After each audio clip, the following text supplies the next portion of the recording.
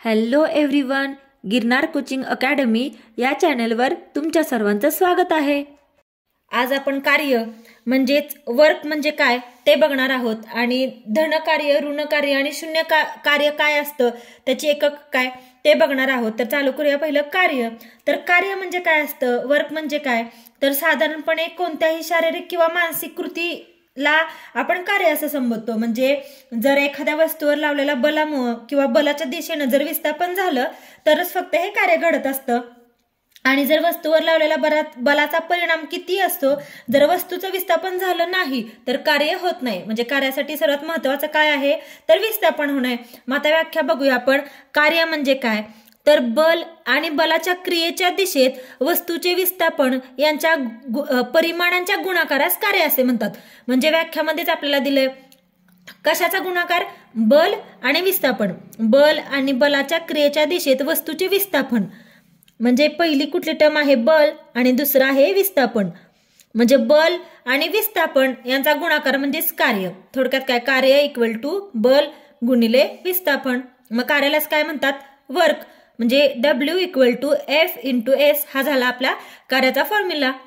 मग W equal to FS मध्ये W काय असतं, कार्य, F म्हणजे फोर्स म्हणजे काय बल आणि S म्हणजे काय असतं तर विस्थापन। आणि ह्या फॉर्म्युल्यावरती आपल्याला प्रश्न विचारले जातात किंवा कधी कधी व्याख्या ही डायरेक्ट दिलेली असते, ऍज इट इज दिलेली असते। बल आणि बलाच्या क्रियेच्या दिशेत वस्तूचे विस्थापन यांच्या परिमाणाच्या गुणाकारास काय म्हणतात तर कार्य असं म्हणतात।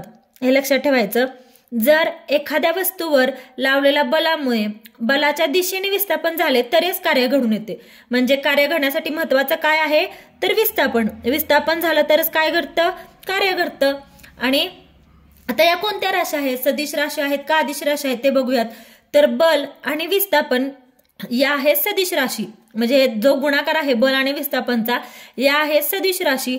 परंतु कार्य ही कोणती राशी आहे तर कार्य ही आहे अदिश राशी। म्हणजे अदिश राशी आहे कार्य आणि सदिश राशी बल आणि विस्थापन असं लक्षात ठेवायचं। तर आता हे कार्य आपण कार्यासाठी कोणती एकक वापरतो ते बघूयात। तर आपल्याला माहिती आहे दोन प्रकारची एकक असतात, एक आहेत MKS पद्धत आणि दुसरी आहे CGS पद्धत। तर बल आपल्याला कार्यासाठी जे आपण एकक वापरतो ते MKS पद्धतीत जूल हे एकक वापरतो आणि CGS पद्धतीत अर्ग असतं। तर ते बघूयात MKS पद्धतीचं। बल आणि विस्थापन आपल्याला माहिती आहे फॉर्म्युला काय आहे, बल आणि विस्थापनचा गुणाकार। म्हणजे आपण एकक घेताना पण काय करणार, बलाचे एकक गुणिले विस्थापनचे एकक। म्हणजेच काय, बल आणि विस्थापन यांची एकके अनुक्रमे आहेत। बलाचे एकक आहे न्यूटन आणि विस्थापनचा आहे मीटर। मग कार्य म्हणजे काय, ह्या दोन्हींची एककांचा गुणाकार म्हणजे कार्य बरोबर न्यूटन गुणिले मीटर। न्यूटन गुणिले मीटर यालाच काय म्हणतात जूल, असा एक दुसरा शब्द याला म्हणतात जूल।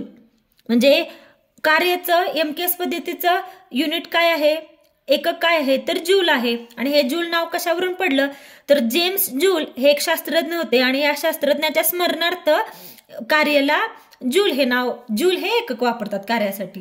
हे झालं MKS पद्धतीचं। आणि CGS पद्धतीचं काय आहे तर बलसाठी CGS पद्धतीचं युनिट आहे डाइन आणि विस्थापनाचं आहे सेंटीमीटर। म्हणजे डाइन इंटू सेंटीमीटर असं CGS पद्धतीचं एकक आहे। आणि यांच्या गुणाकारालाच काय म्हणतात, डाइन इंटू सेंटीमीटर म्हणजे अर्ग असं म्हणतात। म्हणजे CGS युनिट आहे आपलं अर्ग। आणि 1 जूल म्हणजे किती असतं 10⁻⁷ अर्ग म्हणजे 10⁷ हे पण लक्षात ठेवा, हे पण विचारलं जातं 1 जूल म्हणजे किती 10⁻⁷ अर्ग। आता आपण कार्य म्हणजे काय ते बघितलं। आता कार्याचे टाईप बघूया। म्हणजे धन कार्य म्हणजे काय, ऋण कार्य म्हणजे काय आणि शून्य कार्य म्हणजेच पॉझिटिव्ह वर्क, निगेटिव्ह वर्क आणि झिरो वर्क कशाला म्हणतात, या 3 टर्म समजून घेऊयात। तर पहिलं बघूयात आपण धन कार्य। तर धन कार्य म्हणजे काय, पॉझिटिव्ह वर्क म्हणजे काय, तर ज्या वेळेस बलाची व विस्थापनाची दिशा ही एकच असते त्यावेळेस त्या बलाने केलेले कार्य कोणतं असतं तर धन कार्य असतं। म्हणजे काय लक्षात ठेवायचं, बलाची आणि विस्थापनाची दिशा काय असते एक असते, त्यावेळेस जे कार्य असतं ते कोणतं असतं धन कार्य। दिशा एक, धन कार्य। सेकंड बघूयात की ऋण कार्य म्हणजे काय, तर ज्यावेळी बलाची व विस्थापनाची दिशा एकमेकांच्या विरुद्ध असते त्यावेळी ते बलाने कार्य केलेलं कोणतं असतं तर ऋण कार्य। म्हणजे समान दिशा धन कार्य, विरुद्ध दिशा ऋण कार्य। म्हणजे लक्षात कसं ठेवणार आपण, एकसारख्या दिशा असेल तर धन, विरुद्ध दिशा असतील तर ऋण। या 2 झाल्या टर्म। आता तिसरी बघूयात काय आहे तर शून्य कार्य।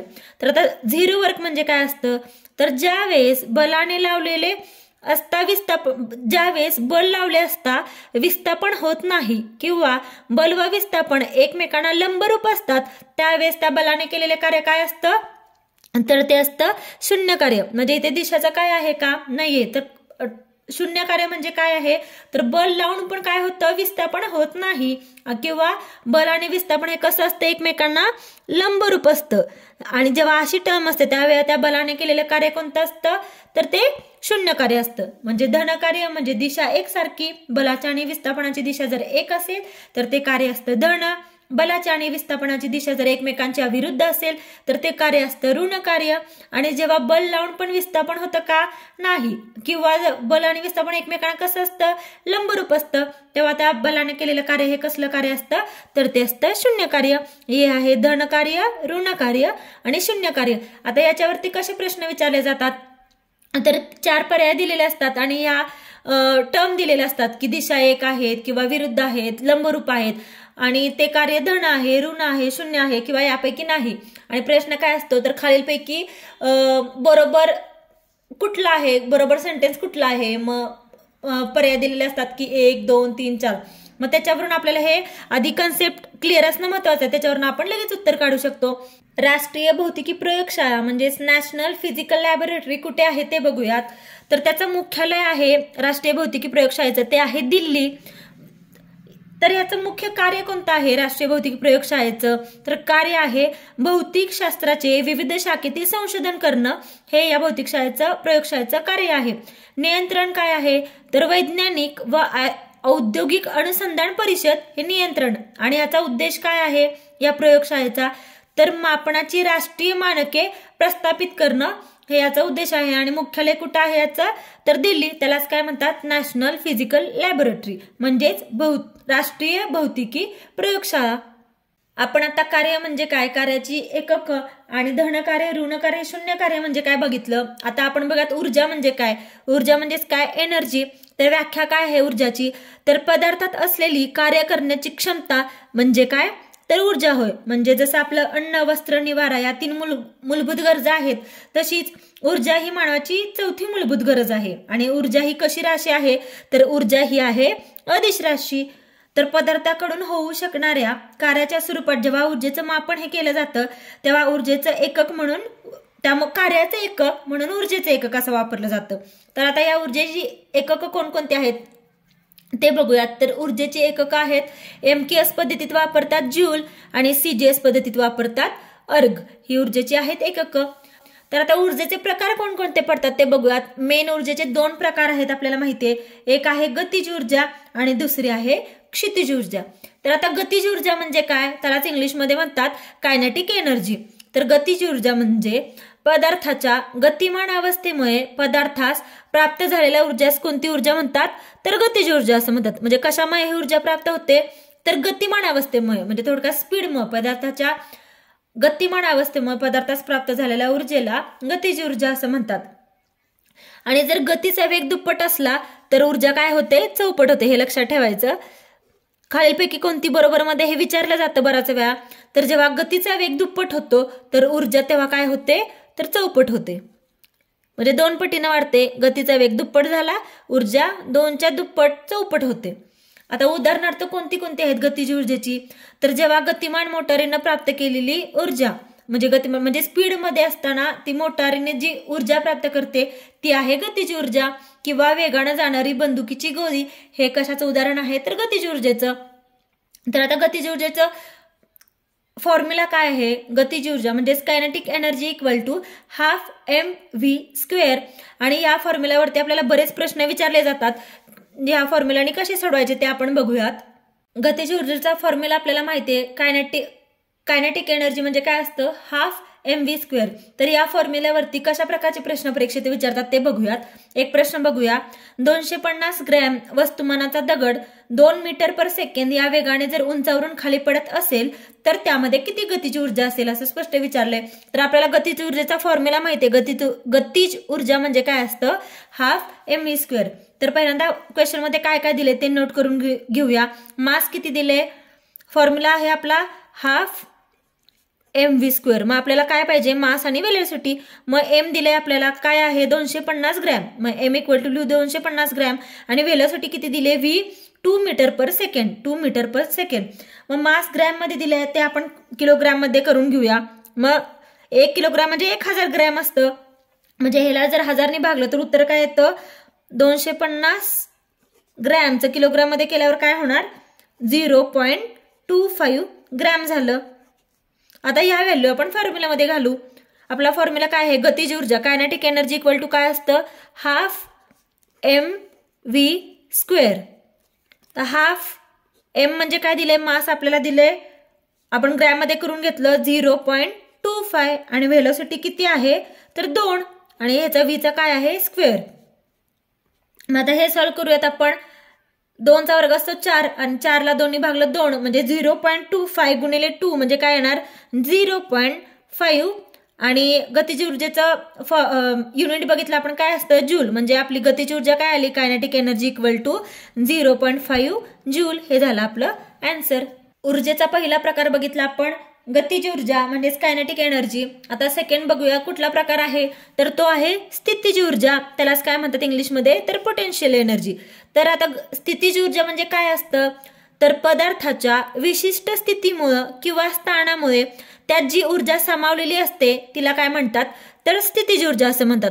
म्हणजे कशावर डिपेंड आहे हे तर विशिष्ट स्थिती आणि विशिष्ट स्थान यामुळे जी ऊर्जा त्यात असते इन्क्लूड असते म्हणजे सामावलेली असते तिला कोणती ऊर्जा म्हणतात तर स्थितिज ऊर्जा म्हणजेच काय पोटेन्शियल एनर्जी असं म्हणतात. पदार्थ ज्यावेळी पृथ्वीच्या पृष्ठभागावर स्थिर असतो त्यावेळी त्याची स्थितिज ऊर्जा काय असते 0 असते. म्हणजे स्थिर अवस्थेतील कुठल्याही वस्तूची स्थितिज ऊर्जा ही नेहमी असते 0. आता स्थितिज ऊर्जेची उदाहरणं कोणकोणती आहेत तर पहिलं आहे ताणलेलं धनुष्यबाण, दुसरं ताणलेली स्प्रिंग किंवा दाबलेली स्प्रिंग म्हणू शकतो आपण, तिसरं आहे स्थितिज ऊर्जेचं उदाहरण धरणात साठवलेलं पाणी. आणि आता स्थितिज ऊर्जेचा फॉर्म्युला काय आहे म्हणजे पोटेन्शियल एनर्जी इक्वल टू काय असतं mgh हा फॉर्म्युला आहे. या स्थितिज ऊर्जेवरती कशा प्रकारचे प्रश्न विचारले जातात ते आपण बघूयात एक प्रश्न थ्रू. प्रश्न काय आहे 10 मीटर उंच इमारतीवरील टाकीत 500 किलोग्रॅम वस्तुमान एवढं पाणी साठवलं असल्यास पाण्यामध्ये साठवली गेलेली स्थितिज ऊर्जा काढा असं आपल्याला विचारले. तर आता सगळ्यात पहिला आपल्याला काय दिले प्रश्नामध्ये ते लिहून घेऊयात. 10 मीटर उंच म्हणजे हाईट दिली आपल्याला h इक्वल टू 10 मीटर आपण लिहून घेतलं. नंतर 500 किलोग्रॅम वस्तुमान म्हणजे मास किती दिलाय आपल्याला 500 किलोग्रॅम. तर स्थितिज ऊर्जा काढायची आपल्याला पोटेन्शियल एनर्जी म्हणजे स्थितिज ऊर्जेचा फॉर्म्युला माहित आहे काय आहे formula potential energy equal to mgh आणि g ची काय व्हॅल्यू असते तर 9.8 मीटर पर सेकंड. हे बराच वेळा दिलेलं असतं क्वेश्चन मध्ये आणि जरी दिलेलं नसेल तर ही व्हॅल्यू लक्षात ठेवायची काय स्टँडर्ड व्हॅल्यू आहे g equal to 9.8 metre per second. आता आपण व्हॅल्यू घालूया. m किती दिले आपल्याला 10 दिले, g दिले 500 आणि हाईट दिली आपल्याला 500 आणि g ची व्हॅल्यू काय आहे 9.8. मग ह्याचा आन्सर काय येतं ह्याचा आन्सर येतं 1 पॉइंट गेला